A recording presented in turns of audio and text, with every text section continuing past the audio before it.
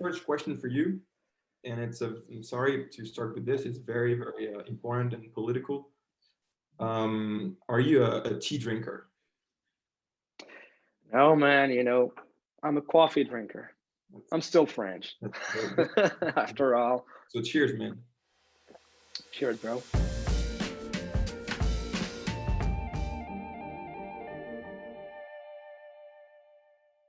So when did you wrap the Mauritanian? Right before the pandemic started to hit us. End of Feb, I guess, last year. Well, good timing. Yeah, perfect timing. And then I had to fly back to my other show, The Serpent. So I went back to Thailand. We started to shoot for 5 days and then shut down, back to France. And did you shoot anything since? We had to finish The Serpent. So I went to, we did that in Tring. Did you hear of this city? North London? Tring. Wow, very small town. There's not a lot to do, but people were great. And we had to shoot 2 weeks over there under, COVID safety, things like that. It was a bit strange, but we did it. And obviously, I wanted to congratulate you for your role in the Mauritanian. I saw that you lost weight and that you went full method, which is very impressive, right? Yeah, it's method. What is it exactly, finally? You never know. But there's this famous story about Laurence Olivier and Dustin Hoffman. And they were on set for Marathon Man. And Laurence Olivier would sit in a chair. Dustin Hoffman would run around the house, to look and feel tired of running. And at the end, Mr. Laurence Olivier went to him and he said, listen, can you just act? So I think this is the difference between method and the great English actors that I admired over the years and from this school or era. Yeah. But to me, a method, I don't know. In this case, in the Mauritanian, I had to do it. There was no other way. But I truly believe that a movie in itself and its script and the whole thing gives the method that for an actor to use.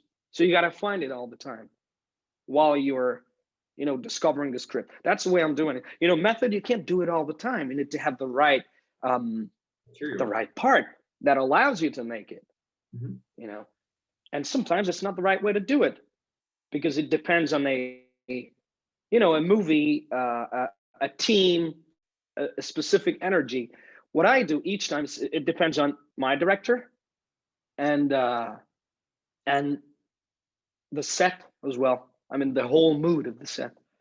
What was your most challenging approach in the role? Like throughout your whole career, which one was the most challenging to prepare? Mohamedou, the Mauritanian. But the other one who was very challenging for me was the Serpent, because I had to play a murderer, a con man. I don't know what it's like to be like him. This is the most distant character ever that I had to do. To find him, usually as I said, I trust my guts. I think, I do my homework, and I take it from inside always, and then it comes outside.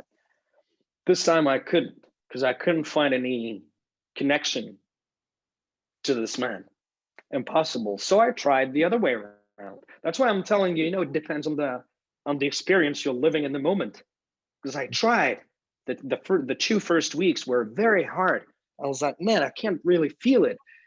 So I did this, started from outside, building his look and the way he would talk and move, thanks to some videos and recordings that I had and the people who met him, with whom I talked. And it helped me a lot, but I had to think of an animal, which I never did before. I knew it was kind of a method as well. For example, Robert De Niro, in Taxi Driver. His reference is a crab. Do you know that? Didn't. That's the reason why he walks like this, you know, all the time when he approaches someone. You see? And I took the cobra, which was the most closest animal to Charles. And it was right to do it this way. But also what I needed to do is I needed to self-isolate and stay very focused. It was very challenging. And because I like to talk with people, I'm fidgety and like to move, you know. So what I did with my co-partners, except Jenna Coleman, I wouldn't talk to them nor answer to them when they would come on set and talk to me. So I remember what Mark Strong once told me. He said, listen, if you play the king, it's not for you to play the king. It's about the people who are surrounding you. And I'm like, this is right.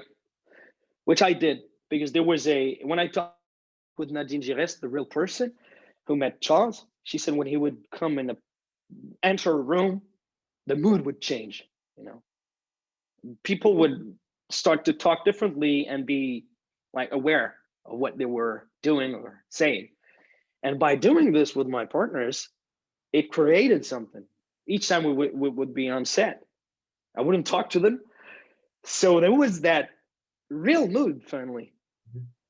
But when we would wrap, I would go with them and have a drink, you know. I'm not, but yeah. You know, Louis Jouvet said that in theater, the audience believes more than the actor. And I was wondering if you have ever been in a scene in which you don't actually truly feel something inside, but what matters is that on the outside, on camera, it works, and the director is like, I get it, but you as an actor, you're frustrated because you didn't feel full, you know, in a way. So my question being, do you think it has to always be 100% connected, or are you willing to do anything that works as long as it works? And you know, that's the that's the magic of movies. It happened to me many times.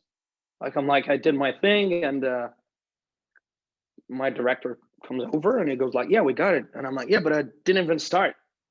You know, I'm still digging. Yeah. But so the first, when I was when I did my first movies, it was frustrating for real, because I had some beliefs like, if I don't feel it, no one will feel it. Sometimes it's right, sometimes it's not. Yeah. You know, and if the camera catches the right moment, you might be thinking of an apple, and it works with the scene. Let it go. If the director says yes, okay, let's move on. It can happen. But you know, for the Mauritanian, for example, when I had to go into the torture process, this time I had to go deep and to like get as close as possible to the actual conditions of Mohamedou. We had to do it to make it believable. So sometimes it works, sometimes not. In this case, there was no other way.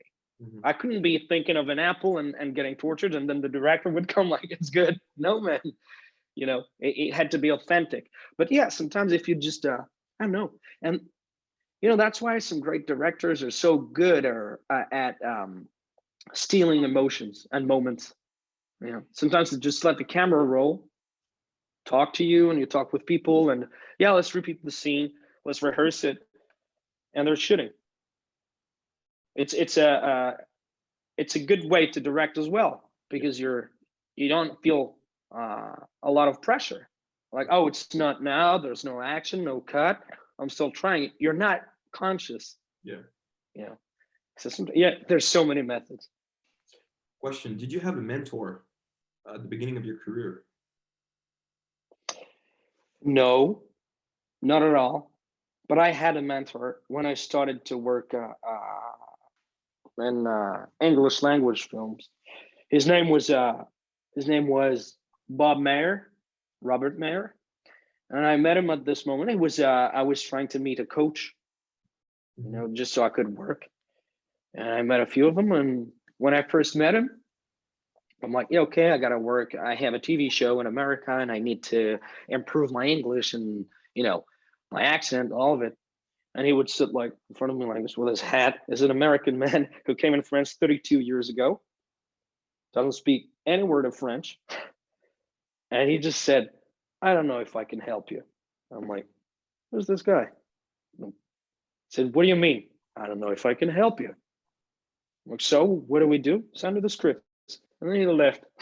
I'm like, who's this guy?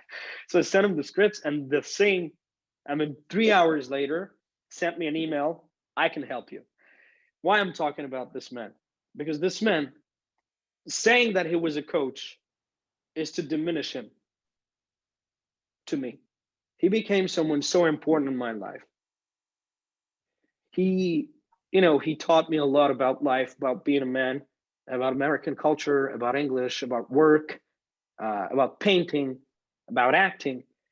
He was, as we say in France, c'était un monsieur, comme on en fait peu. And he passed away last week. So if I if I keep going, Yeah, I understand. so I wanted to je voulais lui rendre hommage. Voilà. So he was my mentor. Thanks for sharing it with us. Je vais te poser 2-3 questions un peu sur, du coup on va en parler en français, sur ta transition entre le cinéma français et américain, si on peut dire, hein, plus international, parce qu'il y a quand même très peu d'acteurs français qui font ce saut. En général, il y a une limite linguistique, puis au niveau de l'accent. D'ailleurs, tu es un des rares Français que je connais, hein, que j'ai entendu, qui est capable d'être en accent américain. Et voilà, et toi, j'ai l'impression que bien que tu sois un grand fan de cinéma et que tu adores la France et le cinéma français, tu as toujours eu dans tes inspirations personnelles, dans tes goûts, le cinéma américain. On peut le voir avec le cinéma indépendant des 70s, Scorsese, Coppola et compagnie. Et du coup, bon, ça doit être incroyable pour toi de pouvoir jouer dans des films américains. Et comment tu comptes orienter le reste de ta carrière, en fait? D'abord, moi, ce que j'aime, c'est être surpris quand je reçois un script. D'abord, je vais être surpris. Après, il y a plein de paramètres qui entrent en jeu, tu penses bien. Réalisateur, la rencontre avec lui et tout machin. Mais il est vrai que moi, j'aime bien jongler d'un territoire à un autre.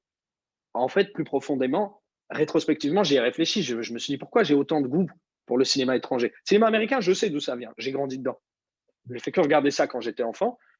Mais le reste aussi, j'ai travaillé avec des réalisateurs étrangers que j'aime, que j'admire. Et je pense que ça vient de ma tendre enfance. Tu sais, dans le quartier où j'ai grandi, il y avait des gens de partout, d'Afrique, d'Asie, d'Europe, France, Nord-Afrique, Europe du Sud, espagnol, portugais, Europe de l'Est, yougoslave. Et on grandissait tous ensemble, nous. On allait chez les parents les uns des autres. On découvrait des chansons du pays, la bouffe du pays, le cinéma que ces gens aimaient. Tu vois, ça traînait partout. Et en fait, moi, c'est là d'où je viens. C'est ça mon pays. Donc, je pense que mon goût pour aller voyager et découvrir d'autres cultures grâce au cinéma, quel meilleur moyen d'ailleurs, tu vois, eh ben, je pense que ça vient de là. Dès que j'ai fait Un Prophète, j'ai tout de suite tourné avec Kevin McDonald. Après, j'ai été tourné avec, j'ai tourné avec Asghar Farhadi, enfin, iranien, allemand, japonais, chinois, belge. Ça, je pense que, tu vois, l'addition des cultures, c'est ce qui est le plus enrichissant. Dans un monde où souvent les gens essaient d'acculturer les autres, ce qui est vraiment stupide. What are you shooting next? Like, if you're allowed to, if you feel free to tell us, of course. Yeah, there's a project that I'm not allowed to talk about. It's an American one, but I'm gonna shoot a French movie here in a few weeks. It's a kind of a musical. Oh. You know, yeah. So I'm learning how to sing, and it's it's hard, man. But for what I did in the Eddie, I had to work for, I don't know, 2 months. I'm not gifted with or in singing, you know. Merci pour tout, Tahar Rahim. Thank you for everything. It was great chatting with you. And it was great. Me too.